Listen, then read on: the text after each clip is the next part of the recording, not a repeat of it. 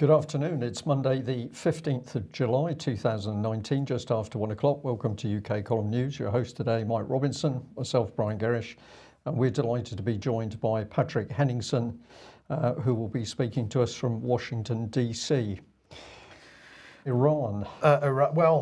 Jeremy Hunt is at the EU Foreign Affairs Council this morning, and the topic of conversation, the main topic of conversation, is indeed Iran. So let's have a brief listen to his doorstep here. At what point do you declare the Iran deal dead? Well, it isn't dead yet, and we are totally committed to keeping the Middle East denuclearized. If Iran acquires nuclear weapons, then other countries in the region will acquire nuclear weapons. It becomes a very, very toxic and dangerous situation. So we are looking to find a way to preserve the nuclear deal, which we think is the best way of keeping the Middle East as a whole nuclear weapon free. Iran is still a good year away from developing a nuclear weapon. We think there is still some closing but small window to keep the deal alive, and that's what I'm here to talk about. So that's what he's saying, Brian. The question is that what Britain's doing? I'll come on to that in a second, but what are your thoughts? Well, two things. One, it'd be nice if the British public were actually told what their government was doing on a day-by-day basis. Has this been discussed? And it's our policy to keep the Middle East nuclear free. And if the Middle East is nuclear free, how have we got Israel clearly with nuclear weapons? Well, that's a very good question. Patrick, you got any thoughts on that particular issue? Yeah, I would just echo what I was going to say what Brian just said. Israel has an undeclared nuclear stockpile, upwards of anyone's guess, 200 or so nuclear warheads. So Jeremy Hunt's statement is quite disingenuous, I guess you could say. Is he intentionally mentioning Israel in that conversation of the Middle East being nuclear free? And not only that, the United States also, we don't know exactly what they have in the region when their naval assets are parked in the Persian Gulf.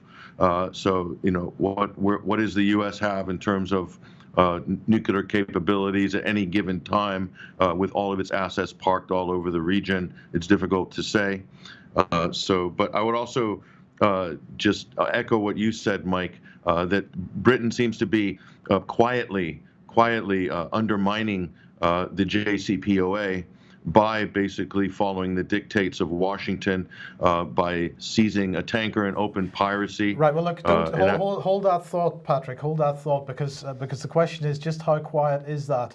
Now, he was asked then, would the UK be taking, or would the EU be taking concrete action if Iran doesn't come into compliance with the JCPOA once again? And he said yes, there would be a joint investigation. He didn't say what sanctions there might be. He wasn't prepared to go that far. But then he had this to say. And what level do you think that you are the adults in the room here in Europe, with Iran on one side breaching the conditions of the deal, and on the other side, if we're to believe your outgoing ambassador to the US, the current administration only ditched the deal to spite President Obama? Well, the thing that we agree with the Americans on is that the long-term solution to the tensions in the Middle East is an Iran which ceases the destabilizing activity that's happening in Iraq, in Syria, in Lebanon, in Yemen, and that is the root cause of the problems. We have a different view as to how we keep the region denuclearized, but we have very open channels of communication on that, and I spoke to Secretary of State Pompeo yesterday, as well as talking to Foreign Minister Zarif in Iran the day before. Okay, so that's good stuff. Well, look, let's consider what Britain has been doing here. And of course, the BBC reported last week, Strait of Hormuz, Iranian boats tried to intercept British tanker. Of course, this was in retaliation, they said, for the UK's seizure of an Iranian tanker near Gibraltar. Well, what did this article actually have to say? They said Iranian boats tried to impede a British oil tanker near the Gulf before being driven off by a Royal Navy ship, the Ministry of Defence has said. HMS Montrose, a British frigate shadowing the BP-owned tanker, was forced to move between 3 boats and the tanker, a spokesman said. He described the Iranians' actions as contrary to international law. Now, this is a key point. Just keep that in mind while we go through this a little bit. Iran had threatened to retaliate for the seizure of one of its own tankers, but denied any attempted seizure. Now, so we've got Britain seizing an Iranian ship, and the Iranians allegedly retaliating for that. But CNN published this article over the weekend. Iranian boats attempted to seize a British tanker in the Straits of Hormuz, and this is what they had to say. The UK's Royal Navy frigate, HMS Montrose, had been escorting the tanker from the rear. It trained its deck guns on the Iranians and gave them a verbal warning to back away, which they did, according to the UK source. Montrose is equipped with on the deck with 30mm guns specifically designed to drive off small boats. UK officials had previously confirmed that the Montrose was in the region performing a maritime security role. But here's the key bit. The article then goes on to say, on July 10th, the tanker ship, which is the British Heritage, turned off its transponders for almost 24 hours, making it undetectable by radars. Now, of course, turning off a transponder doesn't make it undetectable by radar. All it does is it removes the identification signal from the radar screen so they can't identify what it is. Now, remember this issue from what Jeremy Hunt had said with respect to international law, or the Ministry of Defence said with respect to international law. Well, the international law is quite simple on this. Regulation 19 of SOLAS Chapter 5 requires AIS to be fitted aboard all ships of 300 gross tonnage and upwards engaged on international voyages. The requirement became effective for all ships by 31st December 2004. Ships fitted with AIS shall maintain AIS in operation at all times, except where international agreements, rules or standards provide for the protection of navigational information. That doesn't seem to apply in this case, Brian. So Britain, is it not, is in breach of international law? Well, this is certainly how it appears, and it's very interesting when you do a little bit of analysis on what the reporting in the so-called mainstream press is, things start to fall apart. Absolutely. So if we actually look at what happened here, it seems that British Special Forces seized an Iranian tanker, that's Grace 1 off Gibraltar on the 4th of July. We were then with respect to this latest incident, as Jeremy Hunt says here, as I said to the Iranians at the weekend, the detention of the Grace 1 was a Gibraltar-led enforcement of EU serious sanctions. Action had to be taken, and this was nothing to do with the oil being Iranian. However, the Iranians seem to have responded in some way. But then this ship, British Heritage, headed off to the Gulf. Apparently what happened was that, according to multiple news reports, the British, diverted this tanker, which was in the Persian Gulf, originally heading for Basra to take a load of oil. That was diverted to Saudi Arabia, no oil on board. And then on the 10th of July, we sent it out from Saudi Arabia back through the Straits of Hormuz, again without any oil. And so the question is, why would an oil tanker leave the Gulf without oil? It seems a bit strange. And then on top of that, we apparently have deployed our only naval ship in the area, HMS Montrose, to accompany British Heritage. The Financial Times, for example, reported that there are between 15 and 30 British tankers in the Gulf at any one time. So why was this particular empty tanker chosen to be shadowed by the only Royal Naval ship in the area? And Patrick, it seems to me, therefore, that we are baiting the Iranians, attempting to draw them into something here, and that seems like a noisy action, not very quiet, to undermine the JCPOA. Sure. What you just outlined there, Mike, looks like this tanker, the Heritage, is a clear use of a casus belli that's just designed as a provocation. I think that seems to be what you've indicated there by those reports. But so Britain is quietly enforcing these global sanctions, as it were, although it's denying that it knew it was Iranian oil, etc. What it's doing is basically doing the work of the United States off to the side in a kind of unofficial, aloof capacity.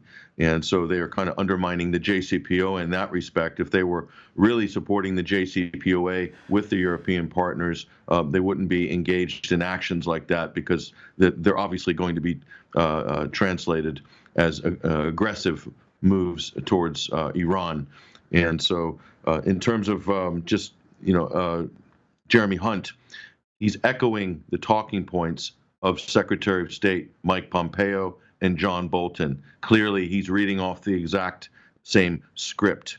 So, and also it should be pointed out, and Hunt, of course, didn't point out, that Prime Minister Benjamin Netanyahu boasted that he is the reason. He said this in the summer of 2018, that he is the reason why the United States, why Trump pulled out of the JCPOA agreement in May of 2018. And that should be duly noted. Brian, we'll just end with this quote from him. Following the brave work of our Royal Navy in the Persian Gulf, we will work with partners to maintain the right of commercial ships to go about their rightful business. I don't think that's what they were doing. Not at all. They were baiting, and we're back to this outrageous hypocrisy by the British government, constantly telling other nations how to run their own affairs, accusing other people of doing the very things that the British government is doing. So I think this one is laid bare. But isn't it interesting that just at the time we can see that trouble in the Middle East is being ramped up with the help of Britain and some elements of the US in the background. We've got this. It's hooray holidays, but actually it's time to be afraid. So what are we on? Well, we're back on this. Let's see whether we can bring this on screen. Police urge Scots to stay alert for terror attacks while on holiday and watch the safety video. Well, this has been plastered across UK media. So here's the same story in the London Economic. Holidaymakers urged to stay alert for terror attacks. And what else have we got? ITV News, holidaymakers urged to stay alert for terror attacks. We noticed that we're using the same headline, the same image. So this is clearly something which is just being spread across the media. But we've also got the Metro, families told to stay alert for terror attacks on their summer holidays. So get off on your summer holiday, have a good time, but make sure your head is full of the fact that you're going to die in a terrorist attack, presumably stoked up with the help of the British government. But we've got ministers helping this along. So here's Ben Wallace, Conservative Party rep, but he's the rep for security and economic crime. He says, I ask that holidaymakers take a minute before they travel to watch the Run, Hide, Tell film, which offers practical advice and could end up saving their lives should the worst happen. It's powerful stuff. He also urges everybody to read the full details of their travel insurance to ensure they're appropriately protected. What are they going to do? Wave a piece of paper at the alleged terrorists? Well, possibly, but of course you could be delayed at an airport. The risk is very low. Everybody's stressing that the risk is very low indeed. But here's the minister saying, well, you need to get your insurance. It'll help Lloyd's of London, of course, because they'll be backing this. Here's the local report on it, because it's through to Devon. Here's Devon Live, Run, Hide, Tell. And it's quite a good article, actually, so I encourage you to go and read this. It says, as UK schools break up for the summer holidays and the travel industry prepares for one of the busiest periods of the year, counter-terrorism policing wants holidaymakers to watch vital safety information. And this is a video made in 2017, if I got this right. And then, since then, more than 10 million people have viewed it, and they now know how to take action or respond should the worst happen. People could only take this action, Mike, now that they've been briefed by the British government, because they couldn't think for themselves before. See whether we can just bring a little bit of this clip in. Run, Hide, Tell. And of course, it starts off by saying that attacks are rare, unlikely, but you need to know what to do. And here's the hotel with the scene set, everybody enjoying themselves. But of course, what they should be doing is thinking what to do if an attack occurs. And it gets better, because I think as the plot unfolds, we've got a little bit of EastEnders. If you hear the gunshots, make sure you know what to do. Safe routes, run. Run. Make sure you run and act quickly, and leave your belongings leave anybody who doesn't want to run, leave them behind. So if you're there with your elderly parents, just leave them because you're going to run, is the EastEnder lady. We won't do too much of this, but it's worth watching a bit. So if there's a safe route, run.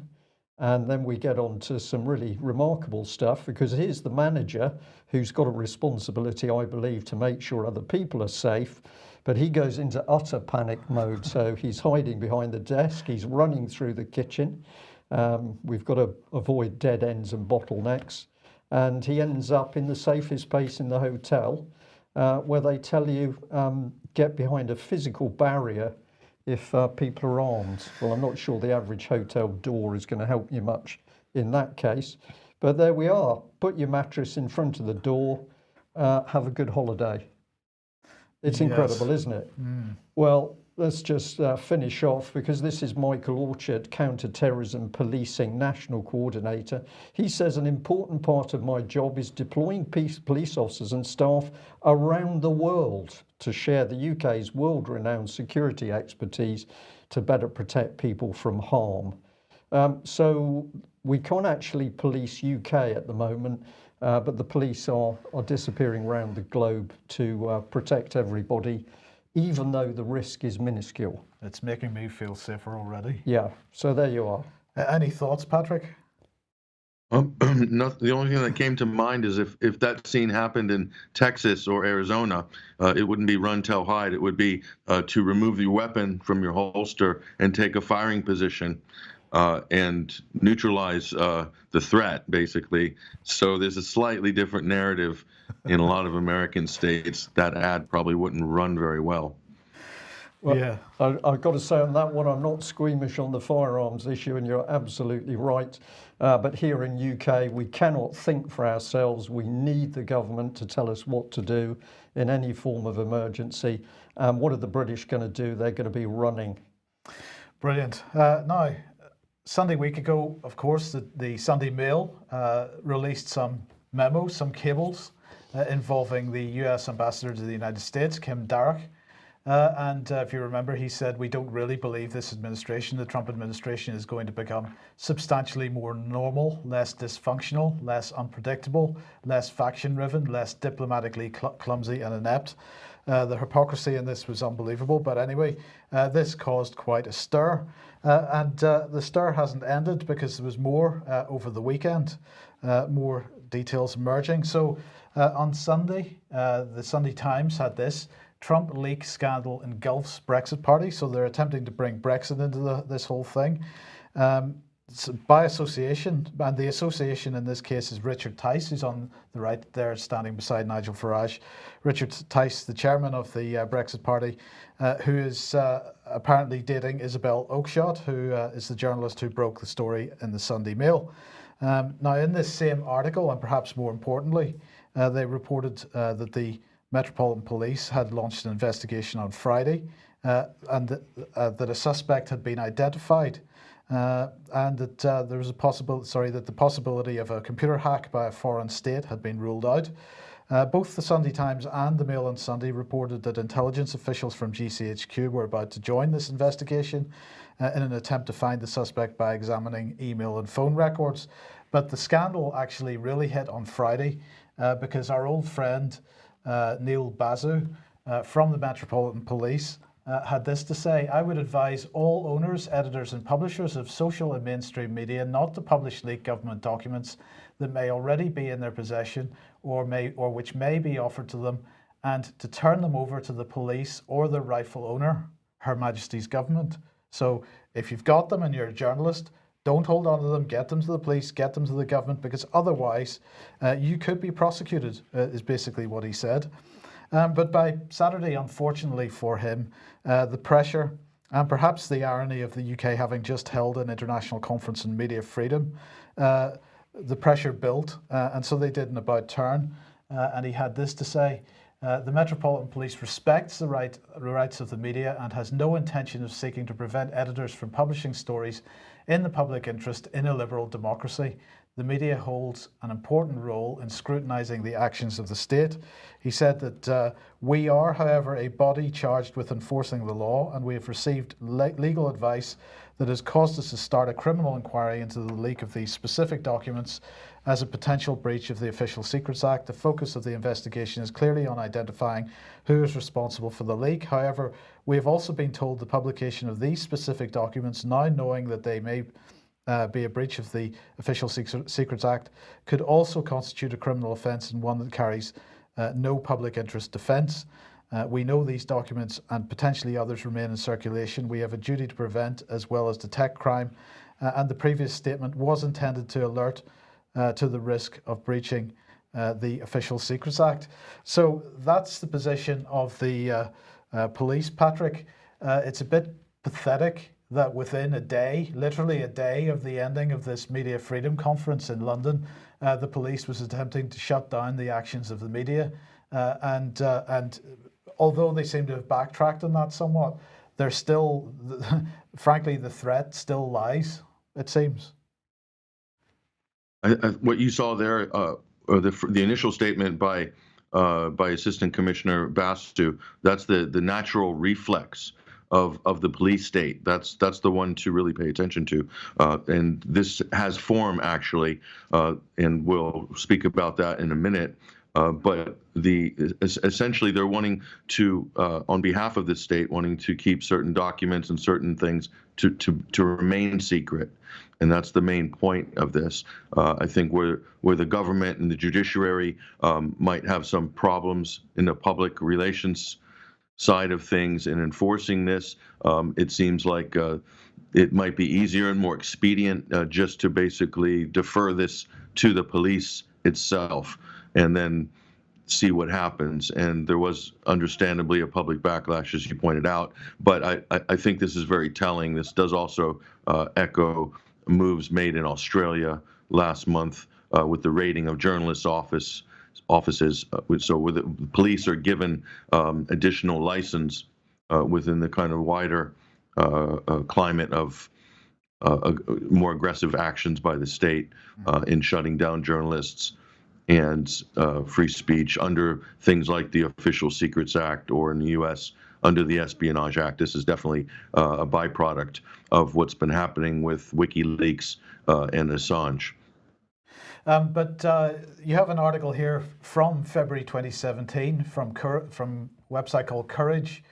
Britain eyes up its own Espionage Act. So this is the Courage Foundation, and they're advocating on behalf of Assange and WikiLeaks on these issues. So I'm just reversing and rolling back the clock a little bit here to show you how this has come up. This was from a consultation that was done with regards to updating the Official Secrets Act. This is in process now. The judiciary is looking at the possibility of expanding the Official Secrets Act. So it's in the pipeline right now, but we're going back to the beginning, and you'll see this is very telling. It's the main point here is that prosecutors will move on people for disclosing information that's already in the public domain.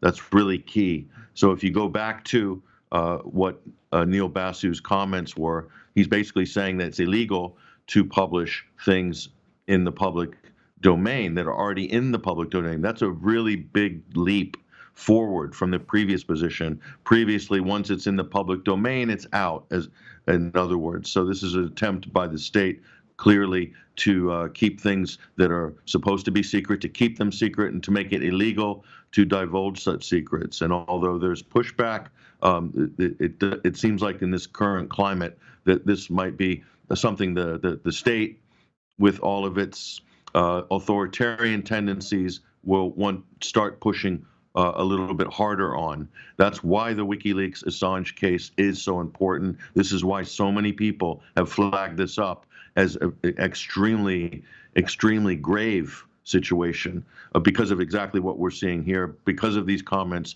by the Assistant Commissioner last week. So, but we just continue on here. Another key point, and this is something to note, and this was prompted this effort is originated from the Cabinet Office in 2015. So this is policy or law that's being kind of drifted out from the Cabinet Office. And so who made threats against domestic news organizations for publishing Snowden revelations in 2013. And this is key in the digital age. I'll just read this slight passage here. The volume of information that can be disclosed without authorization is much greater than when the Official Secrets Act was updated in 1989, was originally drafted. I think that's a misprint there, but it's much earlier than that. So it could be argued that this means that the ability to cause damage to the national interest and the risk of such damage occurring has also increased. So you can see the language. If you read a lot of these articles now, the justification is that this is damaging the national interest. This is such a vague and arbitrary term, the national interest. What does this mean? It can mean anything. So this gives a very wide berth for the state to interpret any situation or any document as being damaging to the national interest. I've also seen in this story reports of talking about damaging the economy. That's even more arbitrary and vague, could damage economic interests of the nation. So you can see how this can be expanded. It gives almost unlimited license to the state to interpret what could be offensive in this case. These are really good points.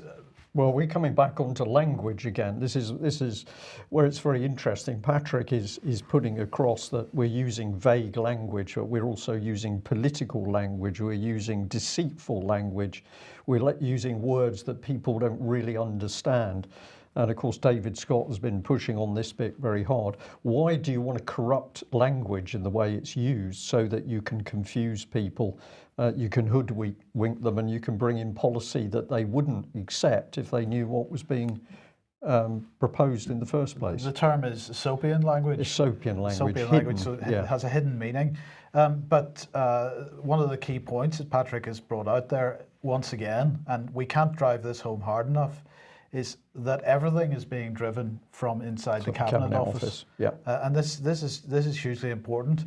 But Patrick, Consortium News here, after Assange's Espionage Act indictment, police move against more journalists for publishing classified information. And this is the Australian story that you're referring to, yes? Yeah, so this dovetails directly into this situation here in the UK. And if people aren't aware, I think we did report on this in a previous UK column, but this has been widely reported in the news. So the Australian police, the National Security State Police in Australia, basically raided the homes of journalists and also the offices of the Australian Broadcasting Corporation.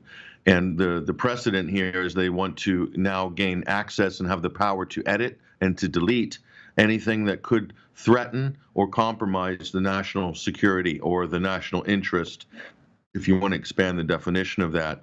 But I just pulled a specific passage out of this article, which I'll show you here. It should chill the public as well as journalists, and this is Mark Strom speaking here, that these raids are all about intimidating journalists, intimidating whistleblowers, so that the mistakes made by government, including potential crimes by the military, in this case, remain covered up, remain secret, do not fall into the public domain. That's the president of Australia's Journalists Union talking there. So this is already happening in Australia, and as you know, Australia is a test bed for a lot of things that happen in Europe and also in North America. So they've pushed really hard in Australia on this to infringe on press freedom. It's outrageous what happened in Australia last month. If you go back and look at the story, it's unbelievable. But they were basically, the journalist was reporting on the state. She published a letter, or had a letter, a secret letter between government officials to begin spying on Australian citizens. So a secret letter about spying on Australian citizens, and this triggered a police raid of the home of the journalist. The other reportage was about special forces activity, illegal activity in Afghanistan. This is stuff that's widely reported and known to be happening throughout the NATO member states' troop deployments in Afghanistan. It's no big secret, but you can see the state really ramping up their efforts here. I believe the wind is at their back. The longer Julian Assange is in Belmarsh, the longer he is the situation is deteriorating. The longer those rights are being infringed, and there's no real evidence to back up the U.S. or British claims of that he's somehow a threat to national security or has broken some laws, or the reinterpreting of laws, or the reinterpreting of the Espionage Act or the Official Secrets Act. This only pushes us this further down the road for an authoritarian future. Yes. Now, you've put your take on last week's Media Freedom Conference on 21st Century War here. Britain's media freedom is smokescreen to hide the persecution of journalists who expose war crimes.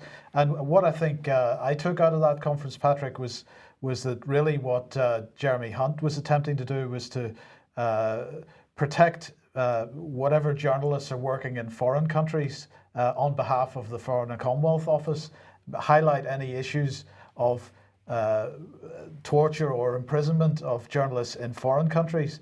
But of course, nothing said about what happened in Australia, and nothing said about Julian Assange, although many people attempted to inject that particular issue into that conference.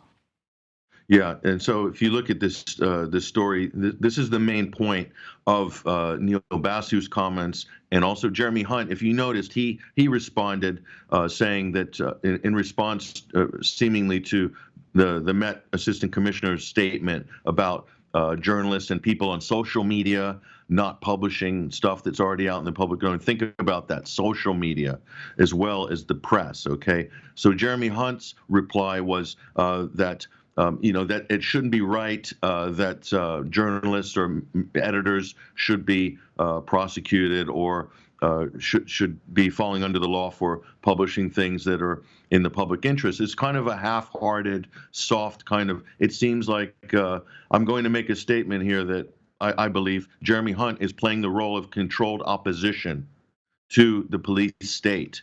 In this, he's making a half-hearted statement. This is what the Media Freedom Conference is all about. It's an Orwellian title.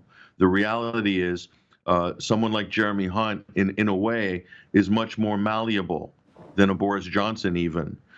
So I believe the national security state, the secret security state, would favor someone like Jeremy Hunt over Boris Johnson. He's extremely malleable. He will bend in any position that's required, as we can see, as you've shown in the first 20 minutes of this program, a number of examples where Hunt has done this. And I believe he's playing the role of controlled opposition because not once has he mentioned Assange or WikiLeaks. This is the biggest precedent case in the world.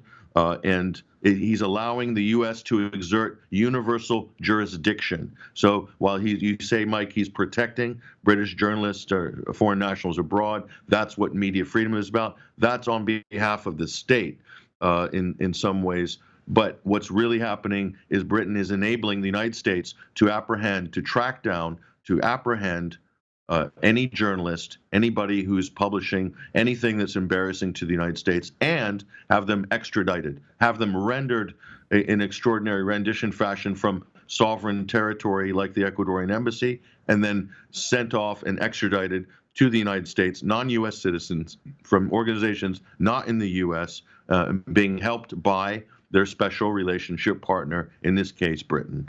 That's the truth of the matter. Yeah. Yes, absolutely. Now, I just want to end this section with this from the Mail. This is from the Sunday Mail, I believe. The headline is, Sir Kim Darroch vouched for British ex-spy Christopher Steele, who put together the dirty dossier on Trump, and told US officials he was absolutely legit. So they're saying that this is revealed in the latest leaks from memos in Downing Street. Mr. Steele's so-called dodgy dossier alleged Mr. Trump colluded with Russia to fix the 2016 election, also claimed he paid prostitutes to urinate on him in a Moscow hotel room. This is the important things that the Mail feels that they need to highlight. So I was quite interested in this because it occurred to me, or the question occurred to me, why would a serving British ambassador vouch for a former Secret Intelligence Service person if that person was not wholly backed by the Foreign Commonwealth Office. So I popped a message off to Alex Thompson earlier, and he replied to me saying no, quite clearly no. He said any ex-Secret Intelligence Service man who speaks or allows himself to be spoken of as an ex-Secret Intelligence Service man without being an actual whistleblower is by definition blowing his cover and breaking the statutory understanding of the Official Secrets Act. Hence, he is doing so on the understanding that he has Whitehall's license. So, in Alex's opinion, it's absolutely clear that Darragh, if he was giving legitimacy to Christopher Steele, was giving legitimacy to Christopher Steele with the full understanding and agreement of the British government. And Patrick, just very briefly, please, it seems to me that under those circumstances, therefore, the British government is 100% behind Russiagate. Yes, yeah, I think that's an important point to make. But I want to throw another question and get your opinion on this, Mike and Brian. The Darragh leaks, the cable leaks.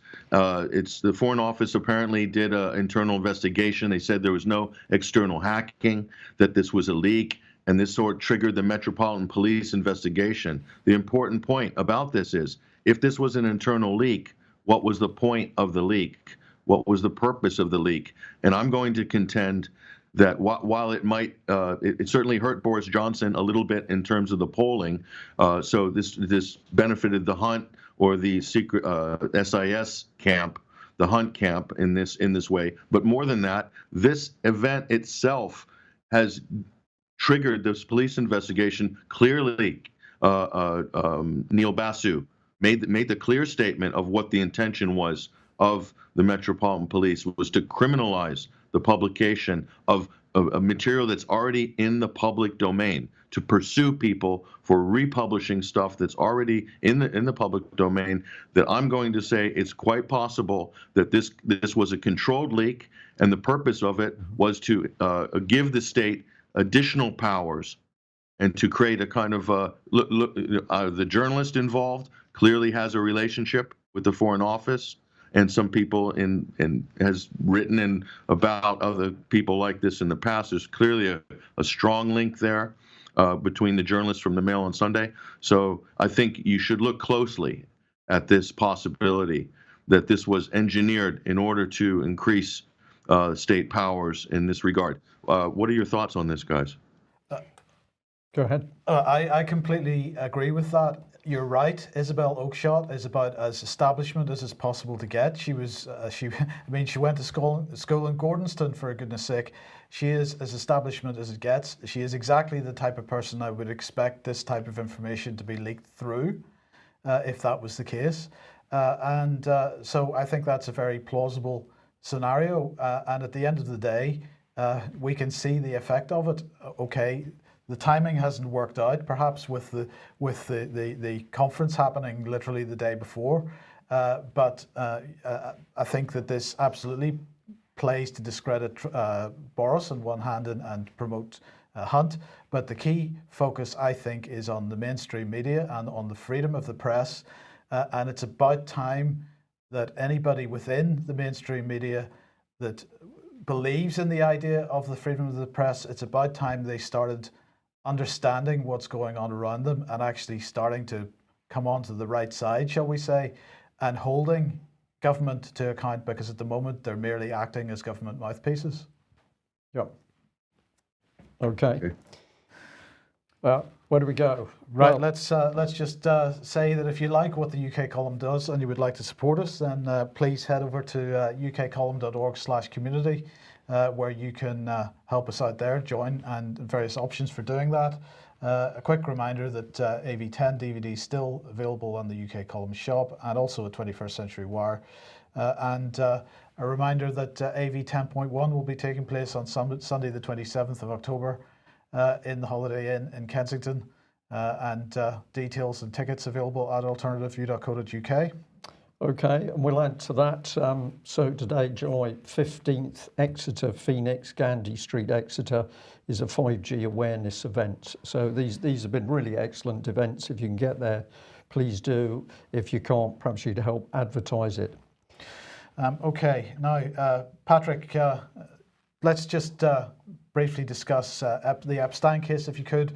Now, we were suggesting on Friday's UK column news that there were links to Israel here, but you seem to be, you've got an article here from the Times of Israel. Epstein case oozes into Israeli political mud as Netanyahu-Barak trade barbs. I just thought I'd point this out because the Israel election is doing a rerun. I think it's going to be in mid-September. And so Netanyahu is just basically caretaker prime minister at the moment. There's going to be a rerun, and Ehud Barak is starting a new political party, the Israel Democratic Party.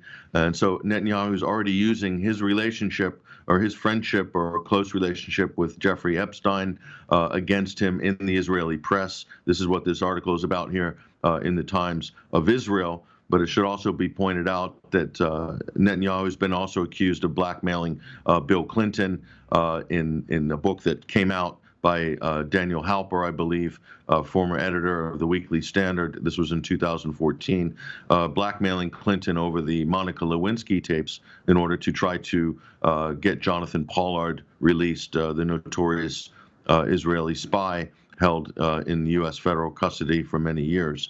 So, but if you look at the coverage of the Epstein case, look very closely, especially in the United States and in Britain. They'll do anything possible to wipe or to obscure the Israeli connections to Jeffrey Epstein and to this case. There's so many, and a lot of his big defenders in this regard are also prominent defenders of Israel as well. So there seems to be a concerted effort to sort of move the conversation away from that and to focus on other things like Trump's labor secretary, former Florida DA or federal attorney, Alex Acosta, who was forced to resign recently. So again, all the conversations going away from that. And so I'm more likely to want to look to what they're ignoring. In this case, it's the Israeli connection. So the timing of this is interesting, how this is playing out with the relationship with the contestants in the Israeli run-up. But clearly there's links to the intelligence services. This also came out. This was admitted by Acosta himself, or is said to him to back off. He's protected by U.S. intelligence. It wasn't specific, but intelligence agencies. But certainly the presence of Ehud Barak on Jeffrey Epstein's private jets at that time, when he was prime minister of Israel from 1999 to 2001, should raise a lot of concern to a lot of people. Okay, now I just wanted to briefly get your opinion on this, Patrick, because Donald Trump was being a bit controversial over the weekend. He had a series of tweets.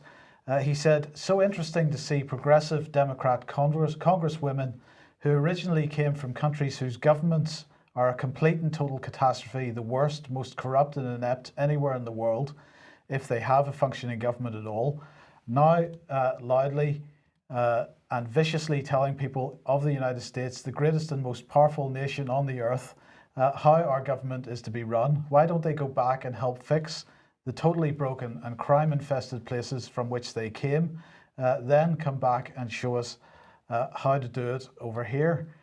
These places need your help badly. You can't leave fast enough.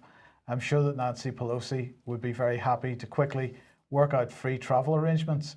So I don't know what your thoughts are on this, Patrick, but just before you comment on it, I'll just show you what just one example of what the British mainstream media has been doing with this.